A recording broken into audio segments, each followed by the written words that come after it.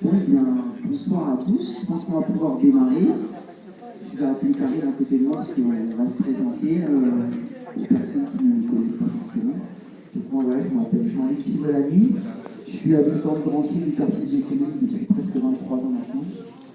Et j'ai la lourde tâche d'incarner la présidence de cette association qui existe maintenant et qui vit depuis plus d'1 an, qui s'appelle Vivre Drancy, et qui œuvre à faire remonter les problématiques qui sont les nôtres dans nos différents quartiers, et puis éventuellement à nourrir des propositions alternatives pour les années futures. Voilà. Donc on vous souhaite la bienvenue ce soir. On vit sur la ville, moi je suis sur le quartier Lamarre, donc du coup ça nous semblait important à un moment donné, tous les dossiers qui nous ont été portés à connaissance, d'en parler, de se réunir, d'en parler. Il y a des témoins qui ont envie de dire des choses aussi, et du coup de voir comment est-ce qu'on peut continuer à avancer ensemble et proposer d'autres choses, parce que construire une ville, c'est la construire ensemble, et c'est pas du tout ce qui se fait aujourd'hui sur notre ville à Drancy. Voilà, donc on voudrait porter une autre voie, construire avec vous, puis se faire un petit peu plaisir de temps en temps, faut rêver. Voilà. Pour compléter un peu ce que dit Karine, c'est vrai que l'objectif de cette soirée, c'est d'avoir une vue d'ensemble un peu sur les thématiques qui sont liées à l'urbanisme, le logement, la qualité de vie et puis l'aspect environnemental. Et puis d'avoir toujours un aller-retour entre un état des lieux sur un travail qui a été réalisé par les membres de l'association Vivre Drancy, et puis avoir aussi un petit retour des personnes qui sont ici présentes sur les conséquences et l'impact que ça peut avoir sur votre quotidien, surtout en termes d'urbanisation à marche forcée. Voilà, donc pour illustrer un peu ces propos, on va céder la parole à Clara Reinsdorf qui va nous donner une petite vue d'ensemble sur les projets immobiliers qui sont en cours et puis ceux à venir, l'impact que ça peut avoir sur, par exemple, un quartier comme le quartier de Paris-Campagne. Donc là, elle fera un petit focus sur ce quartier. Voilà, donc je donne la parole à Clara. Je vis à Drancy depuis 2018, pas très longtemps. J'ai pu déjà voir en 6 ans des dégradations par rapport à quand je suis venue, et j'ai appris à connaître aussi cette ville avec un regard extérieur aussi. Donc, alors, je vais vous présenter. Voilà.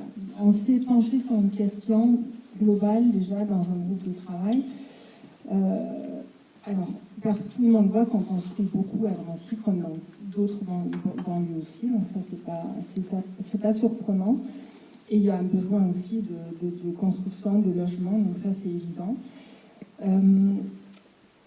Par contre, voilà, historiquement, Drancy c'est une ville qui est très dense, donc il y a déjà à la base peu d'espace vert, donc la Doucette, on verra tout à l'heure un plan, donc c'est une petite surface par rapport à tous les habitants qu'on a, le nombre d'habitants. Donc ici, nous, notre regard, c'est de se dire, est-ce qu'avec toute cette augmentation en construction, et la plupart du temps quasiment uniquement fait par des promoteurs, est-ce que l'espace urbain global et qualitatif est suffisant, et est-ce que les gens, ils vont pas... on sait tous que le réchauffement, il va amener à avoir très chaud. Et à Drancy, c'est vrai qu'il n'y a pas une rue où on peut marcher qui est arborée, où on est à l'ombre. Tous, on le sait, peu importe dans quel habitant on vit, un arbre, un espace vert, de l'ombre en été, ça fait du bien. Donc ici, il n'y en a pas trop. Et je vais vous présenter déjà par quartier. Alors c'est un démarrage d'analyse, parce qu'en fait, on n'a pas les chiffres de ce qui se passait avant, de ce qui a déjà été construit, ni ce qui va venir. Mais on peut voir que... alors ici, il manque un petit chiffre là. Alors, commençons par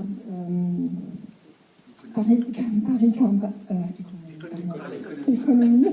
Voilà, donc là, il y a, on va dire, une activité qui qui s'est déjà mise en place autour de la gare, forcément, parce que ça, c'est un endroit très stratégique et qui a de la valeur en termes d'immobilier.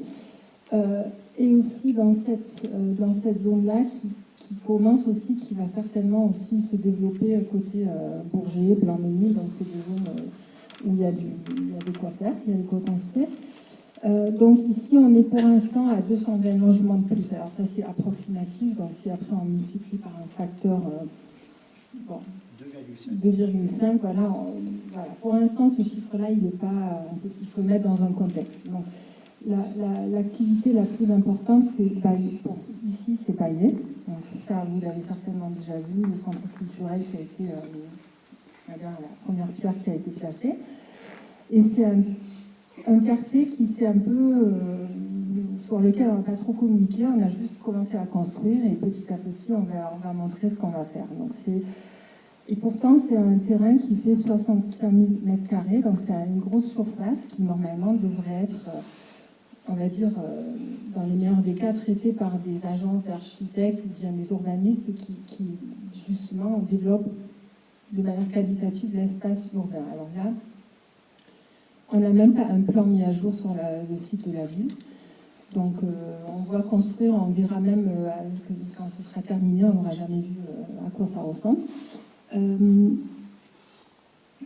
Donc voilà, après il y a un salon gros qui se met en place, donc avec la démolition d'une grande tour, je ne sais pas comment on appelle ça, mais voilà. Et là aussi on va attendre beaucoup un nombre de logements important. Et puis les autres quartiers, on n'a pas toujours des relevés encore. Là, on en est à 100 logements. Là, on n'a pas d'informations. Pour l'instant, c'est un peu réparti le travail par référent des quartiers parce que pour moi, par exemple, je connais vraiment pas bien Drancy encore. Une Covid qui est assez importante, qui se traduit dans la saleté, dans la malfréquentation, insécurité. Des voitures qui stationnent partout, des gens qui viennent d'ailleurs, qui envahissent le quartier. Donc c'est une dégradation qu'on ressent et que d'autres ressentent aussi. Et j'ai fait remonter des choses à la mairie en tant qu'individu, mais ça n'a pas du tout marché. Ou qui sont habités depuis 2014, 94% des gens sont des locataires. Donc ce n'est pas des propriétaires habitants. C'est-à-dire que nous, dans la plupart des cas, c'est le Pinel qui a fait ça. Donc ce qui veut dire que l'on est dans cette situation-là. Nous avons aussi d'autres aspects, c'est par exemple des sociétés d'HLM qui achètent des immeubles entiers. Mais bien entendu, les loyers ne sont pas ceux du secteur social. Ce qui veut dire aussi, la chose sur laquelle il faut que nous soyons attentifs, ça veut dire que très rapidement nous allons voir sur les boîtes aux lettres des noms de familles, de plusieurs familles habitant un même appartement, parce que les loyers dans F3, dans F4 se tournent autour de 700 € ou 750 €, donc ce qui, étant donné la crise du logement qu'il y a à Drancy comme au Blanc-Ménil, ça permet, et comme les règles ne sont pas les mêmes que dans les HLM, ça permet de faire venir deux familles dans un même logement. Donc, en mettant en ligne de mire ce qu'on appelle le logement intermédiaire. Mais le logement intermédiaire, comme disait M. Ramos tout à l'heure, c'est quoi? C'est essentiellement des gens qui investissent dans des projets immobiliers qui vont leur donner qui sont des niches fiscales dans lesquelles ils investissent et ils vont mettre dedans des locataires. Sauf que c'est pas pour loger correctement les gens en fonction des moyens qu'ils ont. Et donc on va se retrouver encore avec des populations qu'on va exporter, puisque c'est ce qu'on a fait pendant des années, on continue de le faire. Et on voit ce qui se passe de plus en plus dans des rayons de plus en plus loin. Et ça veut dire modifier la loi SRU, ça veut dire aussi éviter tout ce que proposer des constructions qui ne soient pas du logement abordable. Si on prend l'exemple bêtement de Gaston Rouleau, vous dites Salengro, mais en fait c'est Gaston Rouleau. Hein. La rue c'est Salengro, j'ai Salengro. Mais la cité, c'est Gaston Rouleau. Faut pas mélanger les choses. Et Gaston Rouleau, c'était un maire de Drancy qui a participé à la reconstruction de Drancy après-guerre et à l'existence des différentes cités HLM. Et il a tout est à son actif. Sur Gaston Rouleau, la cité, c'est 104 logements.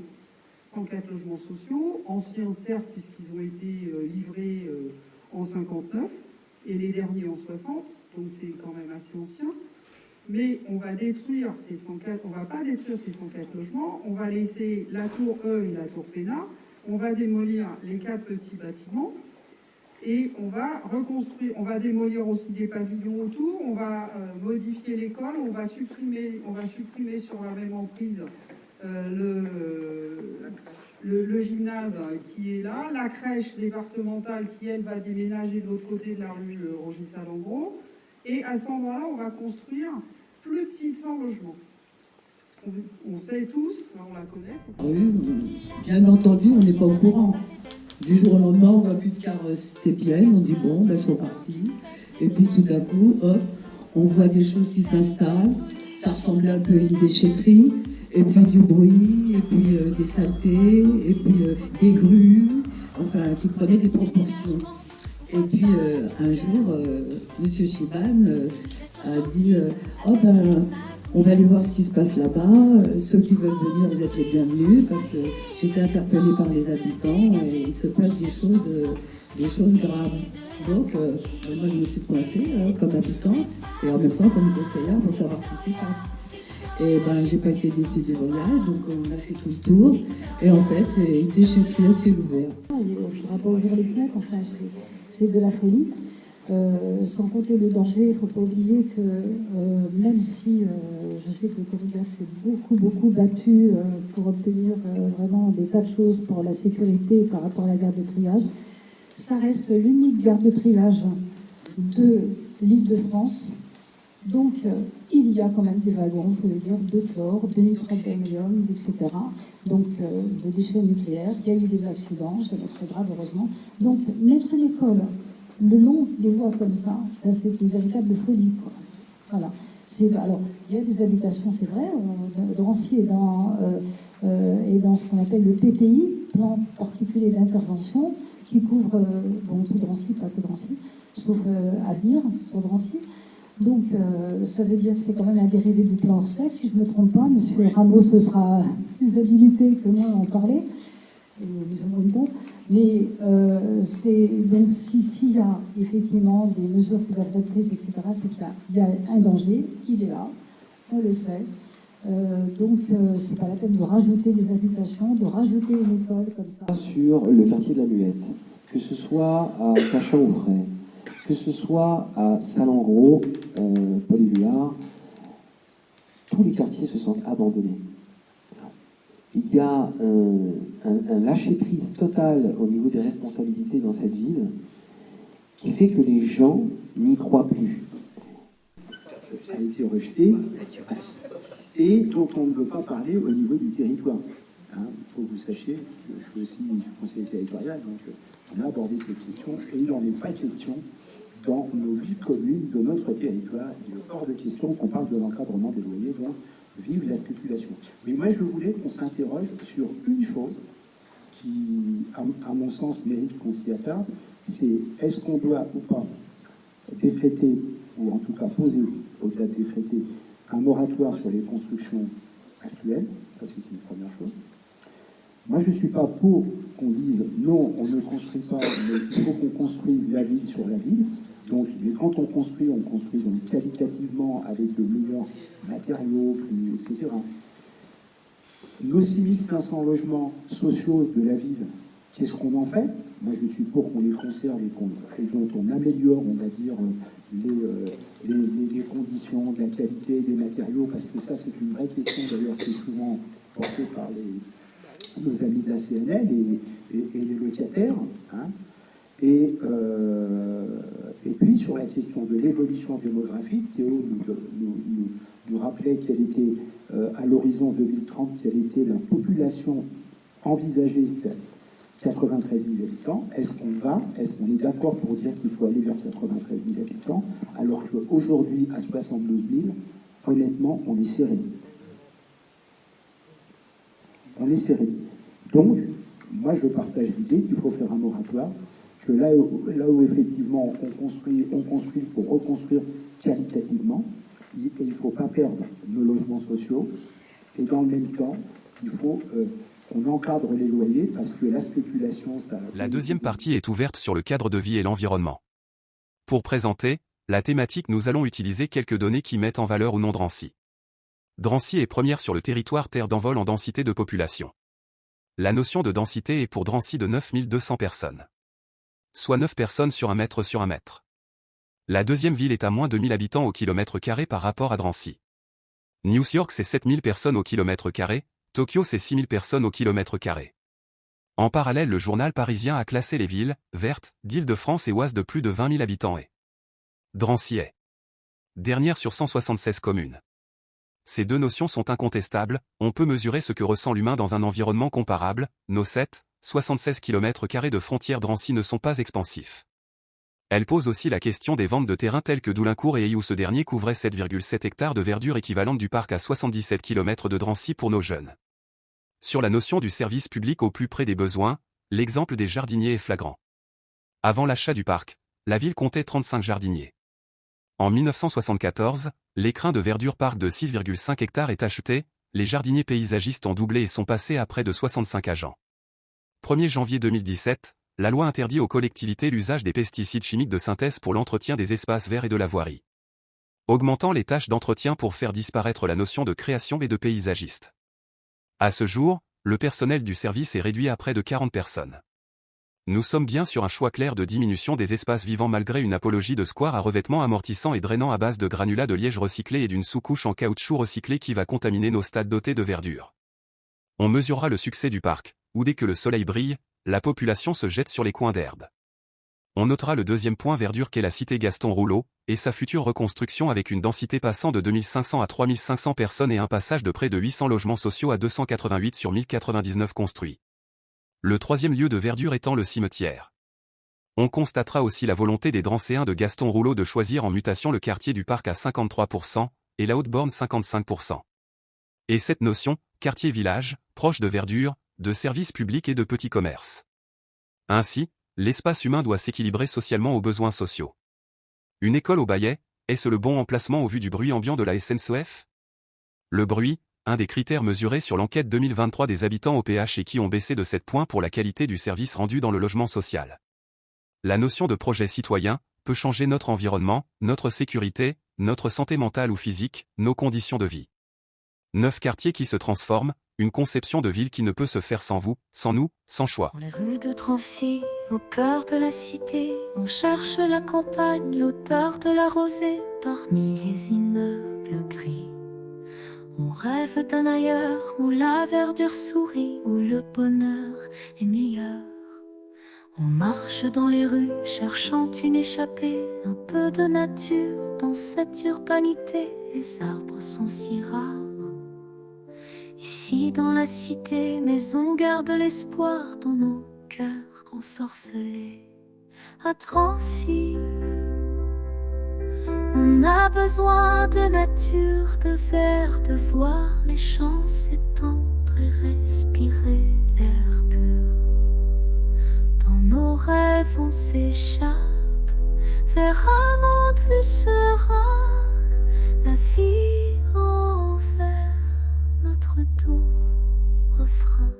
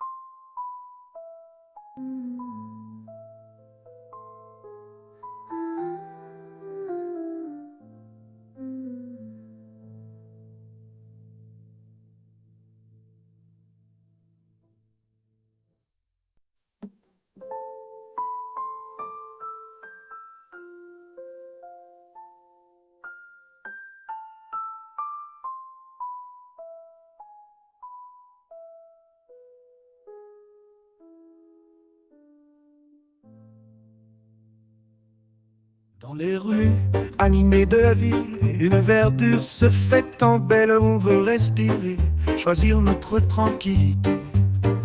Baillé à Drancy, sans notre avis, les fleurs, les arbres, tant de beauté dans nos cœurs, une envie effrénée, la nature, un souffle de liberté, on veut choisir la verdure à volonté, la vie en vert, que splendeur, dans nos rues, une douce chaleur, la nature, symphonie de couleurs, Baillé à Drancy, choisissons notre bonheur.